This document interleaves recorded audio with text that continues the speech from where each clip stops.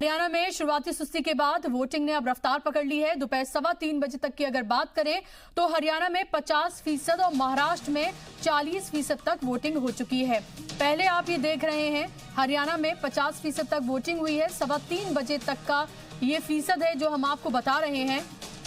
और महाराष्ट्र की अगर बात करते हैं तो महाराष्ट्र में भी 3:15 बजे तक 40% तक वोटिंग हुई है। और अभी भी 1 घंटे का वक्त बाकी है। अभी भी आपके पास वो सुनहरा मौका है जब आप अपने इस हक का इस्तेमाल, अपनी ताकत का इस्तेमाल कर सकते हैं। घरों से बाहर निकलिए, अपने एक एक कीमती वोट की अहमियत को पहचानिए और वोट डालिए। तो महाराष्ट्र और हरियाणा असेंबली इंतखाबात के लिए वोटिंग महाराष्ट्र में वोटिंग और हरियाणा में वोटिंग हुई।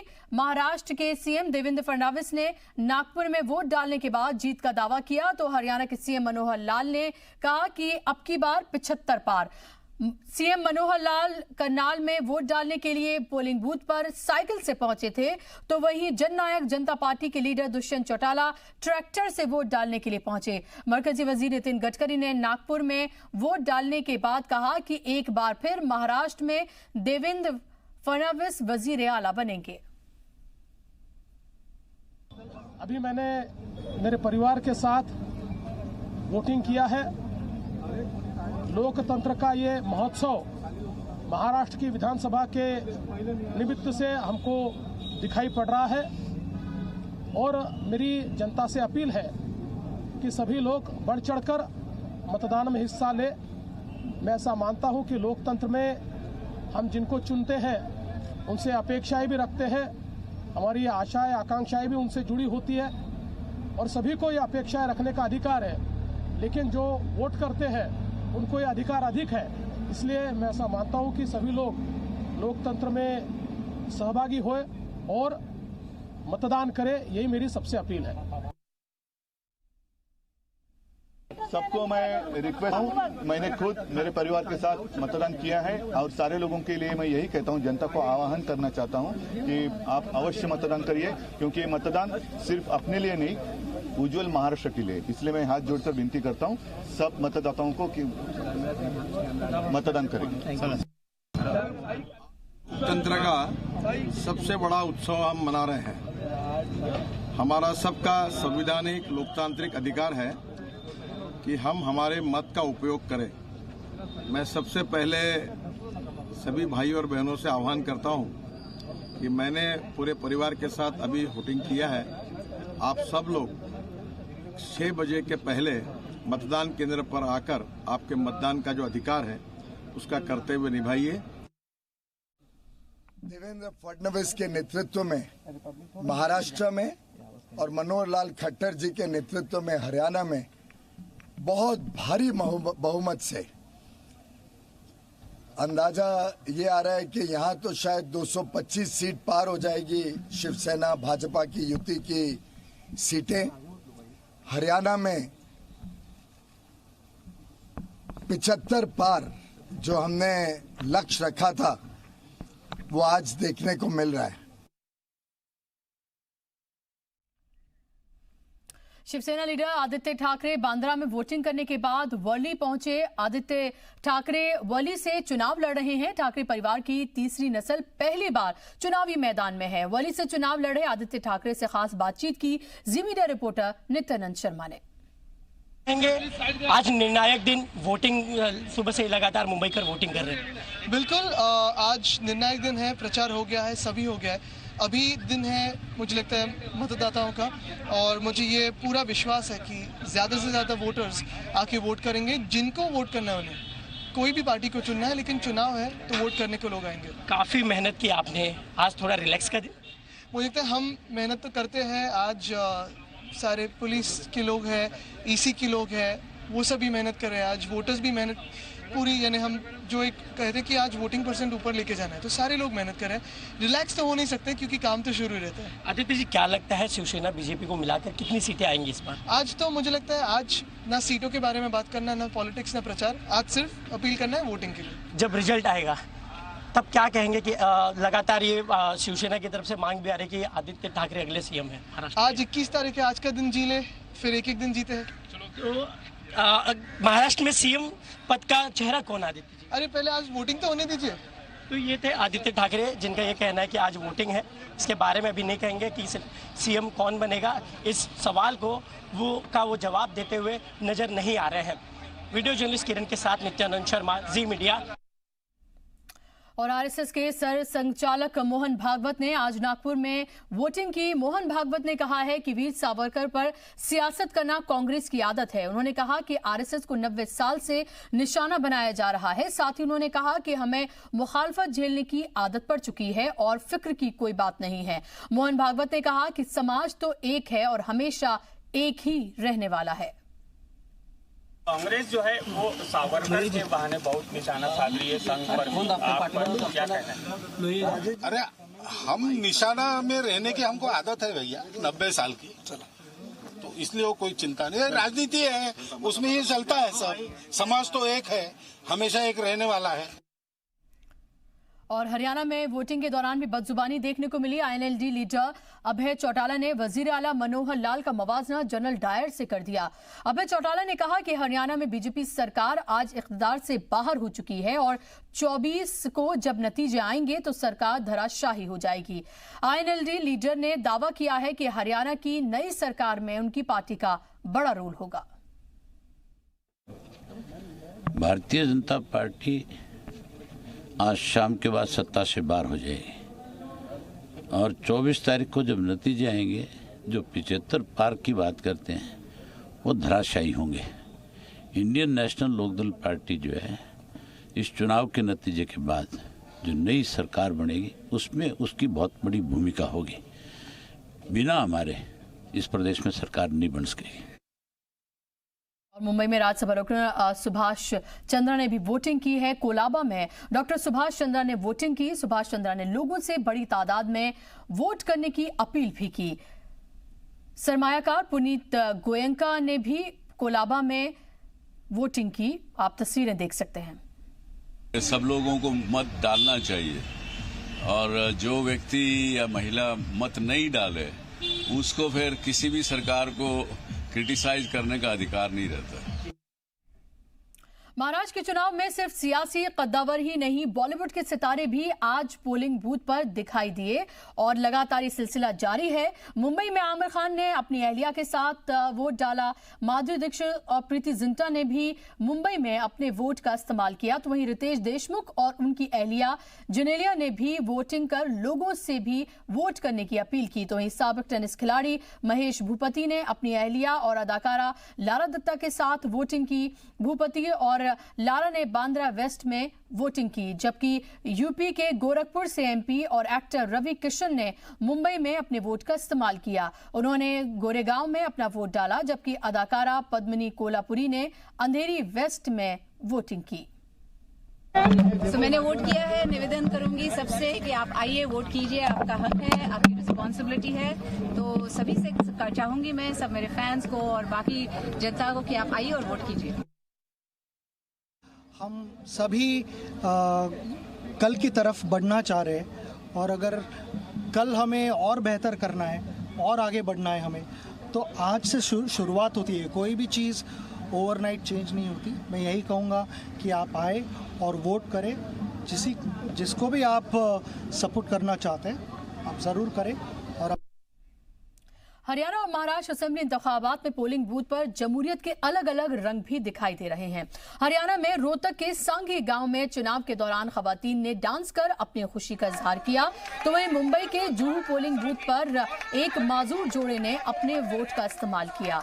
हमारी भी आपसे गुजारिश है कि अगर आप इन दो रियासतों के वोटर हैं और अब तक वोट आपने नहीं किया है, तो आप भी घर से निकलिए और अपने हक राय दही का जरूर इस्तेमाल करिए।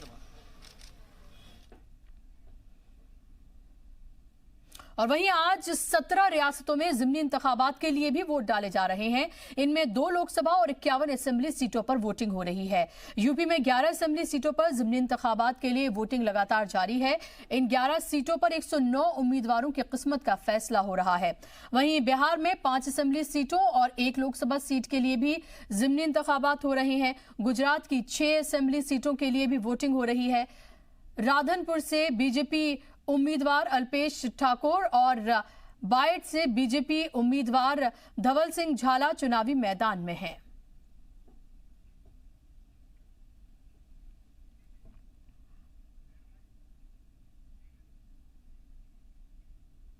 और वहीं रामपुर असेंबली ज़िमनी इंतखाबात के लिए वोटिंग के दौरान फर्जी एसपी एजेंट को पुलिस ने हिरासत में ले लिया है, जिसका समाजवादी पार्टी की उम्मीदवार तंजीन फातिमा ने मुखालफत की है। तो आपने अभी आजम खान की अहलिया को सुना और ये लगातार पहले भी इल्जाम लगता रहा है। फिर से उन्होंने कहा है कि उनके जो कारकुन हैं उनको परेशान किया जा रहा है, उनको टारगेट किया जा रहा है।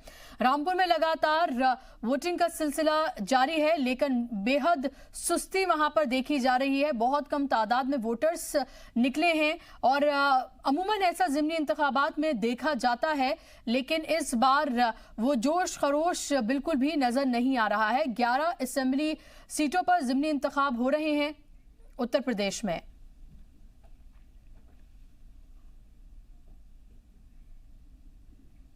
और वहीं सहारनपुर की गंगो असेंबली सीट के लिए भी वोटिंग जारी है। वोटर्स अपने हक राय दही का इस्तेमाल करने के लिए पोलिंग सेंटर्स पहुंच रहे हैं। ऐसे में माजूर भी अपने कीमती वोट का इस्तेमाल करने के लिए पहुंचे। एक शख्स अपनी माजूर मां को वोट देने के लिए पोलिंग सेंटर लेकर पहुंचा, तो वहीं एक दिव्यांग शख्स कुर्सी का सहारा लेकर वोट डालने के लिए पहुंचा। वहीं लखनऊ कैंट असेंबली सीट पर ज़िमनी इंतखाब के लिए वोटिंग जारी है। इस बीच एक दिव्यांग खातून ने अपने वोट का इस्तेमाल किया। खातून ने कहा कि हर एक वोट कीमती है, इसलिए वो सुबह सुबह वोट देने के लिए पोलिंग बूथ पर पहुंची। हालांकि जिस इंडियन पब्लिक पोलिंग बूथ पर वो दिव्यांग खातून वोट डालने के लिए पहुंची थी, वहां उन्हें इंतजामिया की तरफ से सहूलत नहीं मिली, जिसके दावे किए जा रहे थे। मगर हमने कहा डाल दें, वोट क्यों बर्बाद जाए। यहाँ पे किसी तरह की सुविधाएं उपलब्ध नहीं है। नहीं है, यहाँ पे कोई चीज़ नहीं है। हाथों से चल के आए यहाँ पे हम वोट डालने। चित्रकूट के मानिकपुर असेंबली ज़िमनी इंतखाबात के लिए वोटिंग चल रही है। 9 उम्मीदवारों की किस्मत का फैसला करने के लिए 3,38,000 वोटर्स वोट डाल रहे हैं। इस बीच सखी बूथ पर सूरज सिंह नाम के शख्स ने सबसे पहले वोट डाला, जिन्हें सर्टिफिकेट देकर नवाजा भी गया। मणिपुर का सखी बूथ इसलिए भी खास स्पेशल है क्योंकि इस वोटिंग सेंटर पर सारी खवातीन अहलकार ही वोटिंग करवा रही हैं। मऊ जिले के घोसी असेंबली ज़िमनी इंतखाबात के लिए वोटिंग जारी है। 4,23,952 वोटर्स 11 उम्मीदवारों के मुस्तकबिल का फैसला करेंगे। वोटर्स अपने वोट का इस्तेमाल करने के लिए पोलिंग बूथ पर पहुंच रहे हैं, तो वहीं सिक्योरिटी के लिहाज से वोटिंग सेंटर पर कसीर तादाद में पुलिस फोर्स को भी तैनात किया गया है। घोसी असेंबली ज़िमनी इंतखाबात के लिए 454 बूथों पर सुबह से ही वोटिंग जारी है, जिसके लिए 2,000 पोलिंग अहलकारों को लगाया गया है।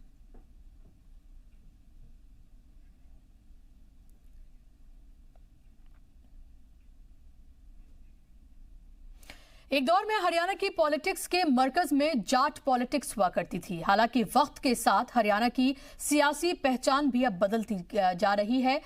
मजबूत और टिकाऊ सरकारों का दौर आया है। रियासत के तीनों लाल जो हैं वो परिवार हरियाणा की सियासत में पीछे होते चले गए और जाट पॉलिटिक्स ने भी अपना असर खो दिया।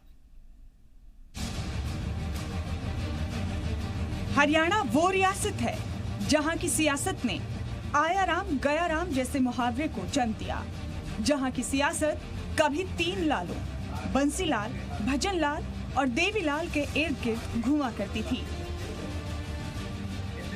एक दौर में हरियाणा की सियासत के मरकज में जाट पॉलिटिक्स हुआ करती थी। हालांकि वक्त के साथ हरियाणा की सियासी पहचान भी बदलती चली गई है। मजबूत और टिकाऊ सरकारों का दौर आया है। रियासत के तीनों लाल कुनबे हरियाणा की सियासत में पीछे होते चले गए हैं और जाट पॉलिटिक्स ने भी अपना असर खो दिया। 2014 के बाद हरियाणा में एक और लाल मनोहर लाल आए, जिसके बाद से रियासत की सियासत ने कई करवटें ली हैं। 90 असेंबली सीटों वाला हरियाणा एक बार फिर इंतखाबी अखाड़े में है। साल 2014 में हरियाणा की 90 सीटों में से 47 पर बीजेपी ने कब्जा जमाया था। आईएनएलडी को 19 सीटें मिली थी तो कांग्रेस 15 पर सिमट गई थी। बाकी की 9 सीटों पर दूसरी पार्टियों और आजाद उम्मीदवारों ने कब्जा किया था। हरियाणा इंतखाब में बीजेपी की ताकत सीएम मनोहर लाल खट्टर के कामकाज के साथ साथ मोदी और शाह की जोड़ी है, तो दूसरी तरफ रियासत में ऑपोजिशन के घर में मचे घमासान से भी बीजेपी को फायदा मिलता दिख रहा है। कांग्रेस के साबिक रियासती सदर अशोक तंवर के इस्तीफे से कांग्रेस के घर में जारी जंग सड़क पर आ गई, तो ओम प्रकाश चौटाला की आईएनएलडी उनके पोतों के बीच बट गई।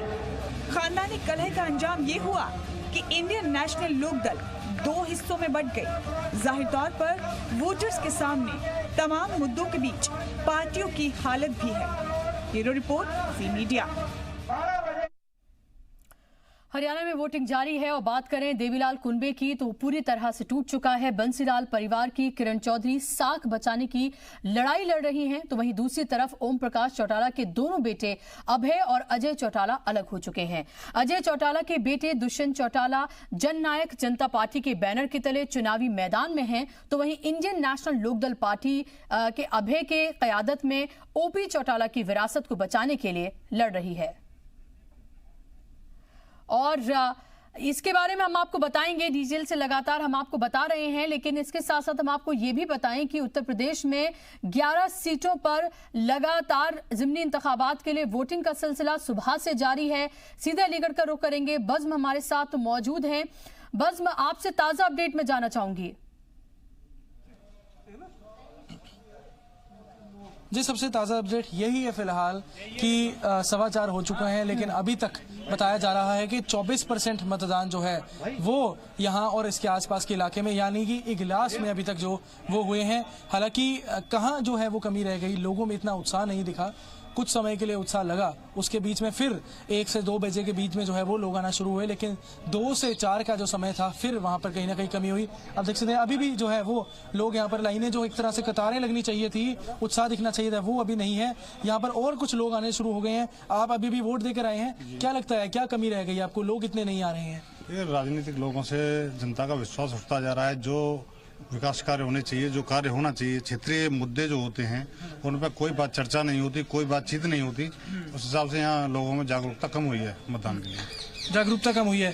प्रशासन तो बहुत दावे कर रहा है यहाँ पर कि हमने बहुत जागरूकता की और काफी बढ़ चढ़ कर लोगों को आना चाहिए था, लेकिन फिर भी नहीं आए हैं।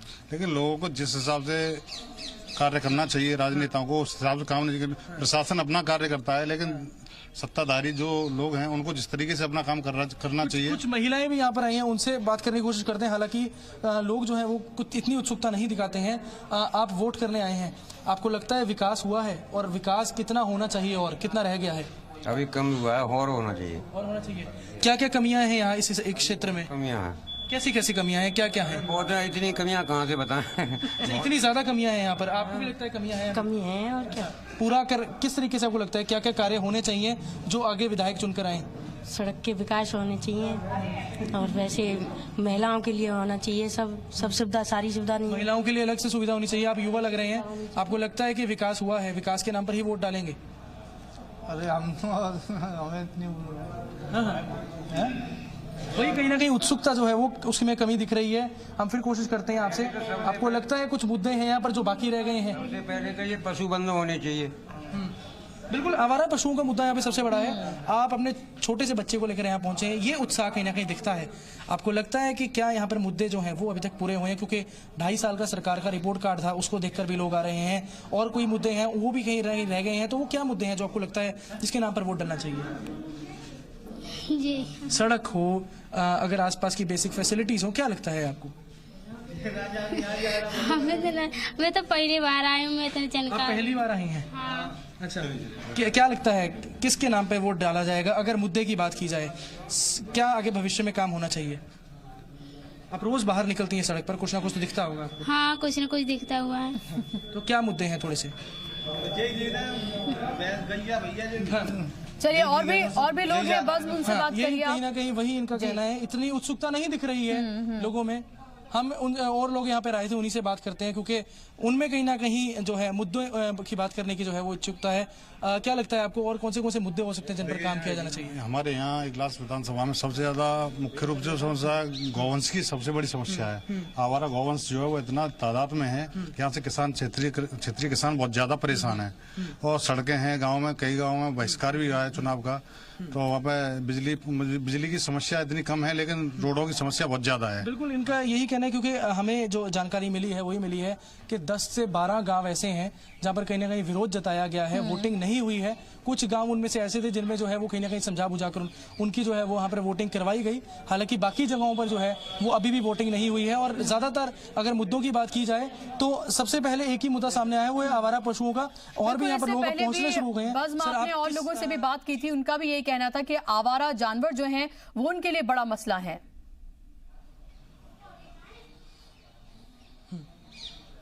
जी बिल्कुल, आवारा जानवर जो है वो कहीं ना कहीं, आवारा पशु हैं वो कहीं ना, क्योंकि आसपास जो है वो किसान जो है खेत का इलाका है, तो कहीं ना कहीं जो उनका क्रॉप्स हैं वो कहीं ना कहीं डैमेज कर दी जाती हैं, खा ली जाती हैं। सर, आप यहाँ पर वोट डाले आए हैं, आप किन मुद्दों को देख रहे हैं? कैसे कैसे अभी मुद्दे जो हैं वो अभी बाकी हैं, उनको पूरा होना चाहिए, क्या मुद्दे रहेंगे? सबसे बड़ा मुद्दा तो यही है कि देश हित, जिस तरह से इस गवर्नमेंट ने देश में काम किया है वो। आप राष्ट्रवाद की बात कर रहे हैं? जी, राष्ट्रवाद की बात। पर आपको लगता है राष्ट्रवाद ही उतना अहम है जितना लोकल मुद्दे हैं? धीरे धीरे सब हो रही हैं, सब होंगी। अच्छा, ठीक है, धीरे धीरे सब हो रही हैं। राष्ट्रवाद का मुद्दा हो या लोकल मुद्दे हैं, वो सारे कहीं ना कहीं इनके लिए सामान्य हैं। तो ऐसे भी लोग मिल रहे हैं जिनका यही कहना है कि देश हित के लिए चाहे ये वोट जाए, विकास के लिए चाहे ये वोट जाए, चाहे लोकल मुद्दों के लिए वोट जाए, लेकिन कहीं ना कहीं कुछ लोग जो हैं वो ऐसे जरूर समझते हैं अपने आप को कि हमारा जो तो कुछ लोगों के लिए जो लोकल मुद्दे हैं वो अहमियत रखते हैं, जो आवारा जानवर हैं वो बड़ा मसला है। ऐसे में बहुत सारे लोगों ने वोट नहीं भी डाला है और इसका बहिष्कार किया है कई गाँवों ने। और लोगों को हमने देखा कि उनके लिए जो उनके मुद्दे हैं, जो रोजमर्रा में जो परेशानी उनको होती है, वो ज्यादा अहमियत रखते हैं। लेकिन राष्ट्रवाद भी एक मुद्दा है। बहुत शुक्रिया बज़्म आपका तमाम जानकारी के लिए।